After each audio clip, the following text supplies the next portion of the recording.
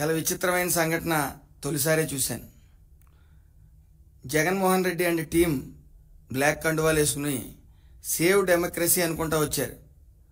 ఆ రోజు నాకు అనిపించింది వీళ్ళకి సిగ్గు శరాలు ఏమి ఉండవా అని ఆ రోజు అనిపించింది. మరి మాకున్నాయి సిగ్గని తర్వాత రోజునే వాళ్ళు ప్రూవ్ చేసుకోవడం జరిగింది. తర్వాత రోజు నుంచి అసెంబ్లీ జరిగిన నాళ్ళు కూడా ఏ రోజు అసెంబ్లీకి రాలేదు. దానికి కారణం ఎక్కడ అవినీతి గురించి ప్రశ్నిస్తారో, ఎక్కడ ఫ్యాక్షనిజం గురించి ప్రశ్నిస్తారో, అలాగే ఎక్కడ గంజాయి గురించి ప్రశ్నిస్తారో అధికార పక్షం వాళ్ళని ముఖం చాటేసిన వైనం. మరి అవినీతి విషయానికి వస్తే ఈరోజు కృష్ణా జిల్లా పెద్దిరెడ్డి, జూనియర్ పెద్దిరెడ్డి ఒకరు బయటకు వచ్చారు. ఆయనే జోగి రమేష్ గారు. మరి ఆయన కుటుంబ సభ్యులు చేసిన అవినీతి ఈరోజు బయటకు రావడం జరిగింది. అదేవిధంగా వాళ్ళ అబ్బాయిని కూడా అరెస్ట్ చేయడం జరిగింది. ముఖ్యంగా అగ్రిగోల్డ్ బాధితుల్ని మేము ఆదుకుంటామని 2019 సంవత్సరంలో ఇంటింటా ప్రచారం చేసి మిమ్మల్ని ఆదుకుంటాం అని ప్రచారం చేయటమే కాక బాధిత కుటుంబాల దగ్గర కూడా వెళ్ళి భరోసా ఇవ్వడం జరిగింది. మరి అగ్రిగోల్డ్ భూములు అన్యకాంతం అయ్యాయి, దాని మీద విచారణ చేపట్టండి అని యాజమాన్యం మరి పోలీసులను సంప్రదించగా అధికారులు సుదీర్ఘ విచారణ తర్వాత ఈరోజు వాళ్ళ అబ్బాయిని అరెస్ట్ చేయడం జరిగింది. అలాగే విజయవాడ రూరల్లో అంబాపురం గ్రామంలో అగ్రిగోల్డ్కి ఉన్న భూములు ఈడీ అటాచ్మెంట్లో ఉన్నాయి. జీవో నంబర్ 117 తేదీ 14/8/2018 మరియు జీవో నంబర్ 133 తేదీ 17/10/2019 స్పష్టంగా ఆదేశాలు కూడా ఇవ్వడం జరిగింది.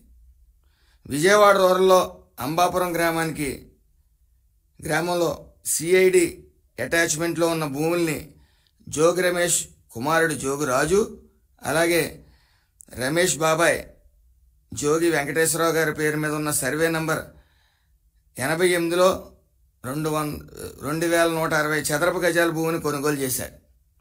9/12/2022 కొనుగోలు చేసిన భూమిని రికార్డులు తారుమారు చేసి సర్వే నంబర్ కూడా మార్చేశారు. సర్వే నంబర్ 88లో భూమి కొనుగోలు చేసి అది సర్వే నంబర్ 87గా మార్చాలని చెప్పి అధికారుల మీద ఒత్తిడి తెచ్చి మరి స్వీయ దిద్దుబాటు దస్తావేజులంటూ దరఖాస్తు చేసి రికార్డులను కూడా మార్చేశారు. మరి అలాగే ఆ భూమిని తేదీ 31/5/2023 సుబ్బారెడ్డి కుటుంబ సభ్యుల నుంచి సుబ్బారెడ్డి కుటుంబ సభ్యులకి విక్రయించడం జరిగింది. ఆ భూమి వ్యవహారంలో అడుగున జోగి రమేష్ అధికార దుర్వినియోగం చేయడం జరిగింది. అలాగే గ్రామ సర్వేయర్ ఎటువంటి సర్వేలు చేయకుండా సర్వే చేసినట్టు రికార్డులు సృష్టించి ఆమె లాగిన్ ద్వారా అప్లోడ్ చేసి సర్వే పూర్తిగా చేసినట్లు రికార్డులు సృష్టించారు. అదేవిధంగా సర్వే సమయంలో సరిహద్దుదారులు కిరణ్ రాంబాబులకి నోటీస్ ఇచ్చినట్లు, వాళ్ళు దాన్ని నిర్ధారించినట్లు చెప్పారు. వాస్తవానికి వాళ్ళు ఎటువంటి నోటీసులు అందలేదు, వాళ్ళకి ఏ పుణ్యం పాపం కూడా తెలియదు. అదేవిధంగా ఈ విధంగా అధికార దుర్వినియోగం పాల్పడి అగ్రిగోల్డ్ భూములను దక్కించుకుని విక్రయించి ఈరోజు మరి జోగి రమేష్ బీసీ కార్డులు వాడుతూ ఉన్నాడు. అసలు జోగి రమేష్కి అసలు సిగ్గుందా అని అడుగుతా ఉన్నాను. గత 5 సంవత్సరాల్లో బీసీలకి అన్యాయం జరుగుతున్నప్పుడు ఏ రోజైనా ఆయన గళమెత్తారా? బీసీల్లో ఉపకులాలని గౌడ్ కార్పొరేషను అలాగే సెట్టిపల్లి కార్పొరేషన్లని ఇలా విడదీసి ఛాంబర్లేని నామినేటెడ్ పదవులు ఇవ్వడం జరిగింది.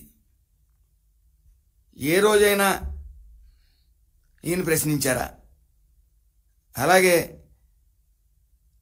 ఈ యొక్క కార్పొరేషన్లకి ₹1 నిధులన్నా ఇవ్వడం జరిగిందా?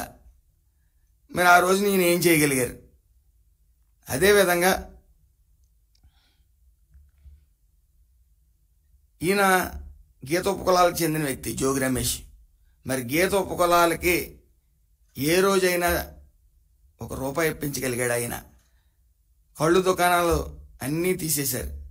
కనీసం ఆ కుల వృత్తి పోయింది, లిక్కర్ లైసెన్స్లన్నా 2, 3 ఇప్పించగలిగాడా?